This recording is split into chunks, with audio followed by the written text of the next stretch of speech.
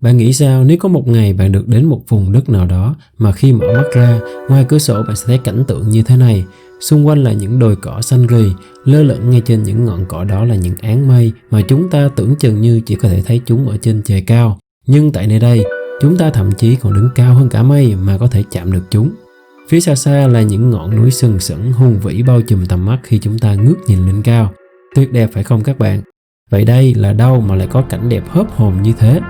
Đó chính là ngôi làng cao nhất ở châu Âu, Kouros, thuộc nước Cộng hòa Dagestan của Liên bang Nga. Nếu bạn là người đam mê phượt hay khám phá khắp nơi thì đừng bỏ lỡ video này nhé. Ngay sau đây, chúng ta sẽ cùng nhau khám phá 5 đặc điểm thú vị nhất của địa điểm này. Rất hay đấy, coi tiếp nha. Yo! Chào mừng các bạn quay trở lại với kênh Goodfather, là nơi bạn có thể tìm hiểu những thông tin thú vị và độc đáo của nhiều địa điểm nổi tiếng trên toàn thế giới. Number 1. Điểm đặc biệt nhất ở ngôi làng này chính là những áng mây bềnh bồng ngay phía dưới chân chúng ta. Tại đây chúng ta sẽ dễ dàng chạm hay đi xuyên qua những đám mây này, chắc chắn đó sẽ là một trải nghiệm rất độc đáo đấy. Ngôi làng Kouros tọa lạc trên sườn núi thuộc dãy núi Kafka, cách mặt nước biển khoảng 2.600m và là nơi định cư của con người cao nhất ở châu Âu. Chính vì vị trí nằm giữa những ngọn núi sừng sững ở đây, đôi khi bạn đứng ở sân trước nhà vào buổi sáng, bạn có thể sẽ thấy căn nhà như đang trôi nổi trên những đám mây, một khung cảnh như là trên thiên đường mà chúng ta hay thấy trên phim ảnh vậy, phải không các bạn? Dân số ở ngôi làng Kouros chỉ khoảng 900 người và tất cả về sự văn minh, chính trị hay là internet đều không có ở khu vực hẻo lánh này. Vùng đất ở đây cũng khá cứng và xấu nên lương thực trồng trọt duy nhất ở đây là khoai tây. Bên cạnh đó, cừu cũng được nuôi rất nhiều ở Kouros và chắc chỉ có cừu với bộ lông dày của chúng mới chịu nổi khí hậu lạnh lẽo và ẩm ướt quanh năm ở đây mà thôi. Nhờ có khoai tây và cừu mà ngôi làng này vẫn có thể tồn tại đến ngày nay. Mặc dù ở đây rất thiếu tiện nghi, nhưng đôi khi bỏ lại tất cả những lo toan hay sóng điện thoại hay sóng internet để hòa mình với thiên nhiên cùng với những người thân bên cạnh, có khi lại là một trải nghiệm vô cùng tuyệt vời, phải không các bạn? Number 2.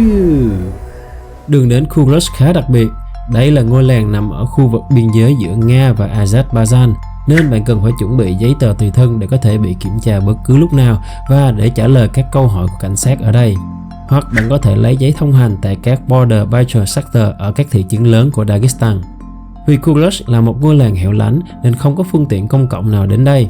Chuyến xe buýt sẽ dừng lại ở thị trấn Usuchay cách Kouros khoảng 25 cây số và chúng ta phải đón những chiếc xe địa hình của người dân ở đây để đi đến Kouros. Nhưng bạn đừng đi xe một mạch đến Kouros nhé. Hãy dừng lại đi bộ một quãng đường đủ xa để bạn có thể chiêm ngưỡng cảnh đẹp đường đi ở đây. Theo lời của một người bạn đã đi về và kể lại, đường đi đến Kouros rất yên tĩnh, không có người, không có xe. Tất cả những gì bạn có thể thấy là những vực thẳm không đáy, cùng với nhiều tảng mây nổi phía trước là những dãy núi chập trùng thắp sáng bởi ánh nắng phía xa. Nó yên tĩnh đến mức bạn có thể nghe rõ từng bước chân của mình.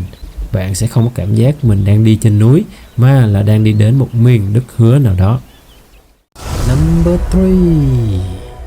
Ngôi làng Kouros thuộc nước Cộng hòa Dagestan, một bang của Liên bang Nga. Nếu Việt Nam có mũi Cà Mau ở tận cùng phía nam, thì mũi Dagestan chính là tận cùng phía nam của phần châu Âu của Liên bang Nga. Dagestan còn được mệnh danh là vùng đất của những dãy núi. Ở đây bạn sẽ dễ dàng thấy được những ngọn đồi nằm trên những ngọn núi của những dãy núi. Oh my God! Wow! Giữa những dãy núi hùng vĩ tạo nên các vực thẳm không đáy đẹp đi vào lòng người. Rất nhiều thị trấn hay ngôi làng mọc lên ở những sườn núi hay giữa vực thẳm như thế này tạo nên một nét vô cùng đặc trưng ở đây, và là nơi cao nhất có con người sinh sống ở Dagestan hay cả châu Âu. Đó chính là ngôi làng Kouros. Number 4. Bỏ qua những bất ổn chính trị ở đây thì Dagestan nổi tiếng với sự hiếu khách. Họ đã gọi sự hiếu khách ở đây là sự tinh khiết của ngành du lịch. Những người khách du lịch đến đây được coi như là một hiện tượng kỳ lạ ở Dagestan. Khách du lịch sẽ được mời đến ở những nơi tốt nhất, dùng những bữa ăn ngon nhất ở đây. Sự thoải mái và an toàn của khách du lịch được người dân ở đây đặc biệt coi trọng, như là người thân trong gia đình của họ vậy. Khách du lịch rất hiếm khi đến Dagestan, cho nên mỗi khi có ai đến đây, đặc biệt là những nơi ở cao trên núi, người dân địa phương sẽ vô cùng phấn khích và chào đón nồng nhiệt họ đến căn nhà của mình. Number 5. Điểm cuối cùng mà cũng không kém phần đặc biệt, đó chính là ngôi làng Kouros tọa lạc trên dãy núi Kafka, hay còn gọi là The Great Caucasus, là dãy núi chia cắt hai châu lục, châu Á và châu Âu. Đây cũng chính là nóc nhà của châu Âu với những dãy núi cao nhất châu lục này trải dài từ biển Đen ở châu Âu đến biển Caspi ở châu Á. Đỉnh núi cao nhất ở đây là đỉnh Elbrus cao 5.600m. Khi đứng tại làng Kurush, bạn sẽ luôn thấy một đỉnh núi ở phía đông giống như cái vương miện khổng lồ phát sáng. Đó chính là đỉnh núi Yagoda ở Azerbaijan. Hòn núi này đã từng được ghi chép là có dấu tích của người tiền sử đã sinh sống ở trong hang động ở đây. Có lẽ ngôi làng Kurush hay thậm chí là Dagestan sẽ không phải là nơi quá dễ dàng hay quá thu hút để đi du lịch. Tuy nhiên, bạn đã thấy được thiên nhiên và trời đất đã tạo ra được một nơi đẹp kỳ lạ và hùng vĩ như thế này đấy. Hãy subscribe kênh để cùng nhau khám phá những vùng đất mới nhé. Chào tạm biệt và hẹn gặp lại các bạn vào lần sau.